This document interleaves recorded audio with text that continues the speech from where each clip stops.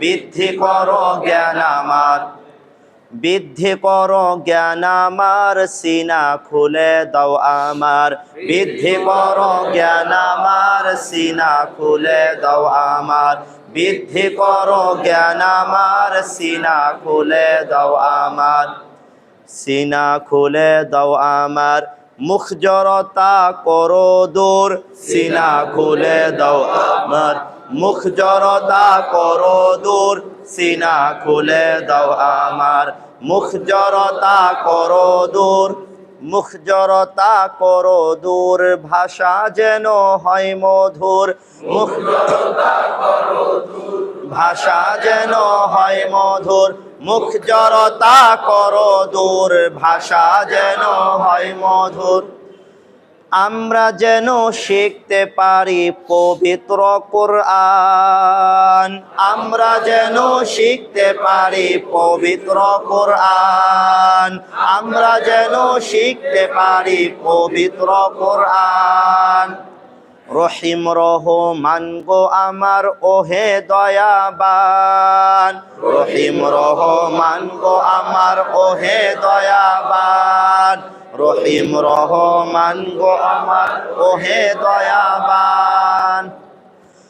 আউযু বিল্লাহি মিনাশ শাইতানির রাজীম। আউযু বিল্লাহি মিনাশ শাইতানির রাজীম। বিসমিল্লাহির রহমানির রহিম। বিসমিল্লাহির রহমানির রহিম। মাশাআল্লাহ, আমরা খেয়াল করি, আমরা শিখব আমাদের কোরআন শিক্ষার বিষয় 6টি। বিষয় কয়টি? 6টি। বলেন, হরফ, হরকত, তানবিন, সাকিন, তাশদীদ, তাজবীদ। আলহামদুলিল্লাহ, আমরা 5টা বিষয় পড়ে ফেলছি। কয়টা বিষয় আমরা পড়ছি? হরফগুলা পড়ছি না আমরা? বলেন তো, আরবি হরফ কয়টি? আরবি হরফ 29টি। দুই নম্বর বলো হরকত। জবর জের পেশকে কি যেন বলা হয়? জবর জের পেশকে হরকত বলা হয়। হরকতের উচ্চারণ তাড়াতাড়ি করতে হয়। আমরা পড়ছি না? আলহামদুলিল্লাহ। পরে আমরা পড়ছি তানবিন, মনে আছে? 2 জবর 2 জের 2 পেশকে তানবিন বলা হয়। তানবিনের ভিতরে নুনে সাকিন গোপন আছে। 4 নম্বর বিষয়ের নাম সাকিন।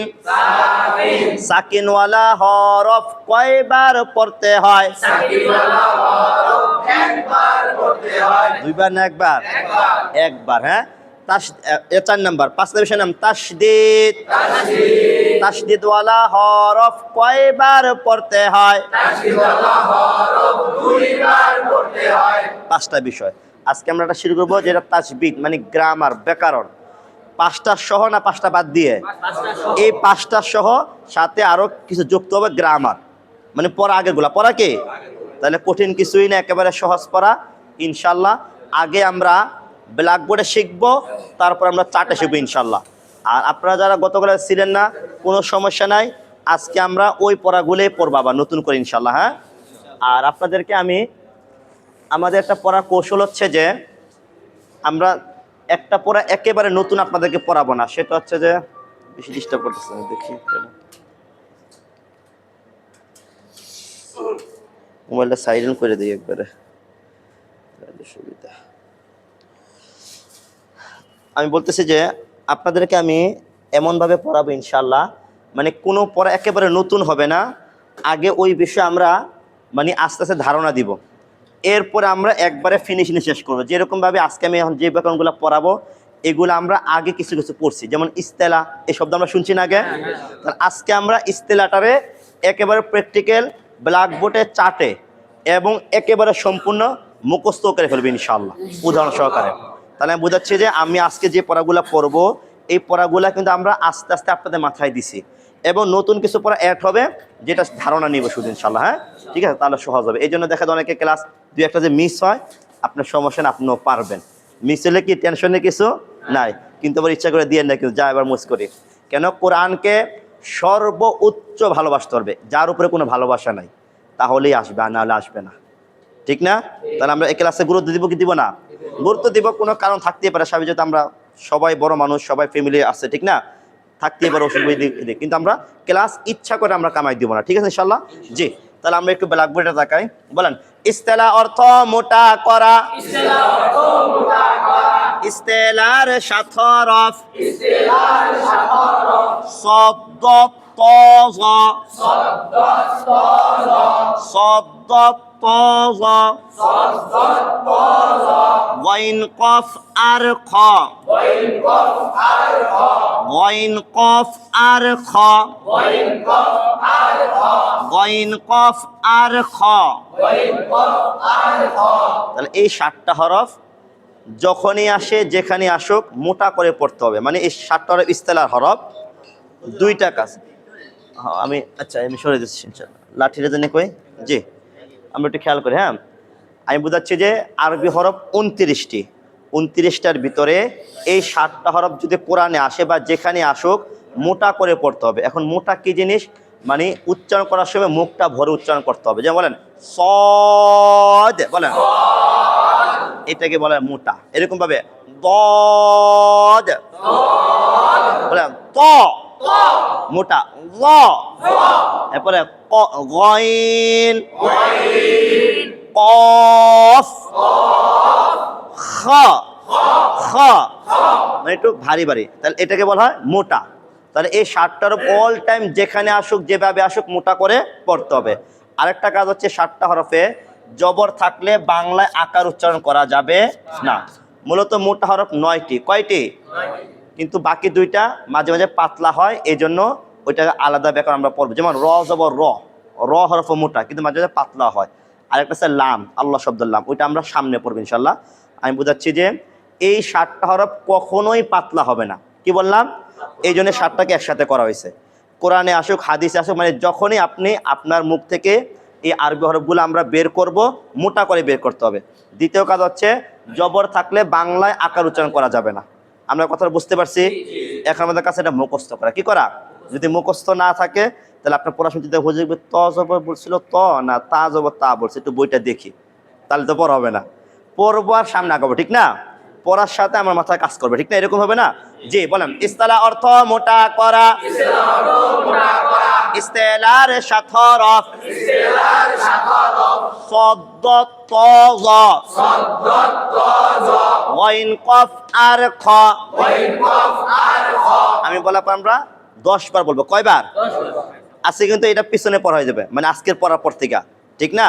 তার মানে এটা মুখস্থ হতেই হবে ইনশাল্লাহ। হ্যাঁ, জি, বলেন শব্দ তজ গইন কফ আর খ, শব্দ তজ গইন কফ আর খ, শব্দ তজ গইন কফ আর খ, শব্দ তজ গইন কফ আর খ, শব্দ তজ গইন কফ আর খ, শব্দ তজ গইন কফ আর খ, শব্দ তজ গইন কফ আর খ, শব্দ তজ গইন কফ আর খ, শব্দ তজ গইন কফ আর খ, শব্দ তজ গইন কফ আর খ, শব্দ তজ গইন কফ আর খ।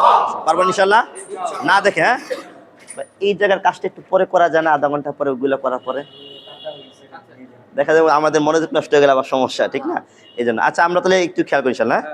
আর যদি মনে হয় যে এটা না হয় তাহলে একটু শেয়ার করলেন, আমাদের আলাদা একটা ক্লাস তো। আচ্ছা, জি, বলেন তো ইস্তেলার কয় হরফ? ইস্তেলার 7 হরফ, শব্দ তজ গইন কফ আর খ। মাশাআল্লাহ, প্রশ্ন করলে একবারই, হ্যাঁ, তা আবার প্রশ্ন হলে আরেকবার, যারা বলতে পারেন আবার চেষ্টা করা। ইস্তেলার কয় হরফ? ইস্তেলার 7 হরফ, শব্দ তজ গইন কফ আর খ। মাশাআল্লাহ, 2টা কাজ। কয়টা কাজ? উচ্চারণে সব সময় মোটা করে পড়তে হয়, জবর থাকলে বাংলায় আকার যেন না হয়। উচ্চারণে সব সময় মোটা করে পড়তে হয়, জবর থাকলে বাংলায় আকার যেন না হয়।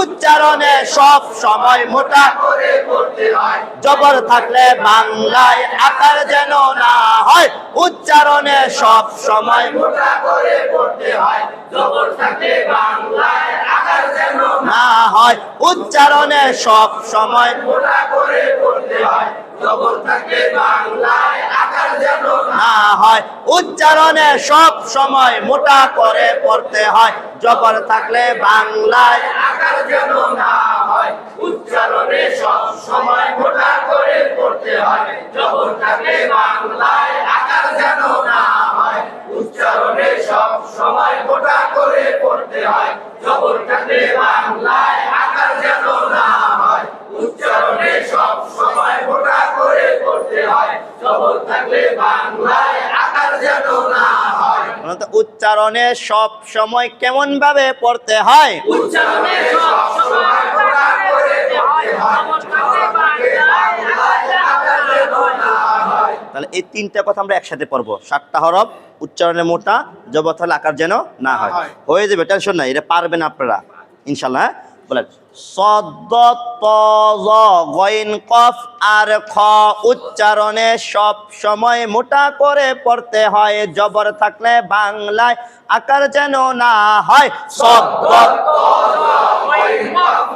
খ উচ্চারণে সব সময় মোটা করে পড়তে হয় জবর থাকলে বাংলায় আকার যেন না হয় সদ ত জ গইন কফ আর খ উচ্চারণে সব সময় মোটা করে পড়তে হয় জবর থাকলে বাংলায় আকার যেন না না হয় সদ ত জ গইন কফ আর খ উচ্চারণে সব সময় মোটা করে পড়তে হয় জবর থাকলে বাংলায় আকার যেন না হয় সদ ত জ গইন কফ আর খ উচ্চারণে সব সময় মোটা করে পড়তে হয় জবর থাকলে বাংলায় আকার যেন না না হয় সদ ত জ গইন কফ আর খ উচ্চারণে সব সময় মোটা করে পড়তে হয় জবর থাকলে বাংলায় আকার যেন না হয় ইনশাআল্লাহ আমরা চেষ্টা করব না দেখে বলার জন্য প্রশ্ন একটা উত্তর পুরাটা বলেন তো ইস্তেলার কয় হরফ ইস্তেলার সামারক সদ ত জ গইন কফ আর খ উচ্চারণে সব সময় মোটা করে পড়তে হয় জবর থাকলে বাংলায় আকার যেন না হয় সুন্দর আলহামদুলিল্লাহ এখন যেভাবে হচ্ছে এভাবে শিখতে হবে কেউ অলসতা করেন না তাহলে কিন্তু মুখস্থ কম হবে ঠিক না আপনি এখানেই হয়ে যাবে পড়া বাসা পড়া লাগবে না আশা করি ইনশাআল্লাহ এখন যেভাবে পড়তেছেন ইনশাআল্লাহ পড়বো তো ইনশাআল্লাহ এভাবে আর কেউ বলা থেকে চুপ থাকবো না কেন আমি এটা পড়াচ্ছি মানে একটা শেষ না আমি যতদিন আপনাদের এখানে আসি ততদিন কথা বলবোই তার মানে জমানোও যাবে না হ্যাঁ জি আর আরেকটা বিষয় আমি গত বছর বলছিলাম সেটা হচ্ছে যে এখন আমরা যারা হরফ চিনি না কি চিনি না এখন কিন্তু ব্যাকরণ আকারে 29টা আবার আসবে তাহলে অটোমেটিক আপনার ব্যাকরণ মুখস্থ হচ্ছে হরফত হয়েই যাবে হবে না ইনশাল্লাহ এখন যারা আছেন একেবারে আমি 10 দিন ক্লাস করে নেই 15 দিন ক্লাস করে নেই আপনারা এই সুযোগটা এখন হারাইবেন না জি প্রশ্ন সমস্যা না আমি ওনা যাইনি তো এখন দেখতে থাকেন ইনশাল্লাহ হ্যাঁ জি তাহলে আমি একটা দুইটা পড়ো বাকি আপনাদের সবগুলা পড়তে হবে হ্যাঁ বলেন সদ জবর স সদ জবর স সদ হরফ কেমন ভাবে পড়তে হয় মোটা করে পড়তে হয় জবর থাকলে বাংলায় কি যেন না হয় জবর থাকলে বাংলায় আকার যেন না হয় গদ জবর দ দল জবর দ দা বলা যাবে কি যা বলা যাবে না জবর থাকলে বাংলায় কি যেন না হয় জবর থাকলে বাংলায় আকার যেন না হয় ত জবর ত দল জবর ত এরপর জবর জ আরেকবার জবর জ যা বলা যাবে কি যা বলা যাবে না জবর থাকলে বাংলায় কি যেন না হয় জবর থাকলে বাংলায় আকার যেন না হয় এরপর গইন জবর গ গয় না গইন জবর গ গইন জবর গ আরেকবার গইন জবর গ আরেকবার গইন জবর গ গইন হরফ কেমন ভাবে পড়তে হয় গইন হরফ মোটা করে পড়তে হয় এরপর কফ জবর ক আরেকবার কফ জবর ক কফ হরফ কেমন ভাবে পড়তে হয় কফ হরফ মোটা করে পড়তে হয় এরপর খ জবর খ আরেকবার খ জবর খ খ জবর খ খ জবর খ খা বলা যাবে কি খা বলা যাবে না জবর থাকলে বাংলায় কি যেন না হয় জবর থাকলে বাংলায় সদ জবর কি হবে? আরেকবার, সদ হরফ কেমন ভাবে পড়তে হয়? মিম জবর মা, সমা, তা জবর তা, সমাতা। এরপর আরেকবার, ত হরফ কেমন ভাবে পড়তে হয়? এরপর তোলা, এরপর বা জবর বা, তোলা বা। এরপর আরেকবার, কফ হরফ কেমন ভাবে পড়তে হয়? জবর থাকলে বাংলায় কি যেন না হয়? তা জবর তা, কোতা। এরপর আরেকবার, কোতালা। এরপর আরেকবার, খ জবর খ, খা বলা যাবে কি? জবর থাকলে বাংলায় কি যেন না হয়? লাম জবর লা, খলা। এরপর কাফ না কফ? অনেকে কিন্তু কাফ বলে, যারা আগে কিছু পড়া আছে তারা কিন্তু পুরো কালু আমান্না পড়ে ফেলেন, তাহলে কিন্তু ভুল। কলু শব্দ কি? কফ জবর ক। হ্যাঁ, এরকম কুল আউযু বিল ফালাক বলে ফালাক, কা বলে ফেলাক। হ্যাঁ, আচ্ছা বলেন, কফ জবর ক, কা বলা যাবে না। জবর থাকলে বাংলায় কি যেন না হয়? খলাক, খলাক। ভুলে যাওয়া যাবে কি? আলহামদুলিল্লাহ বলে আলহামদুলিল্লাহ।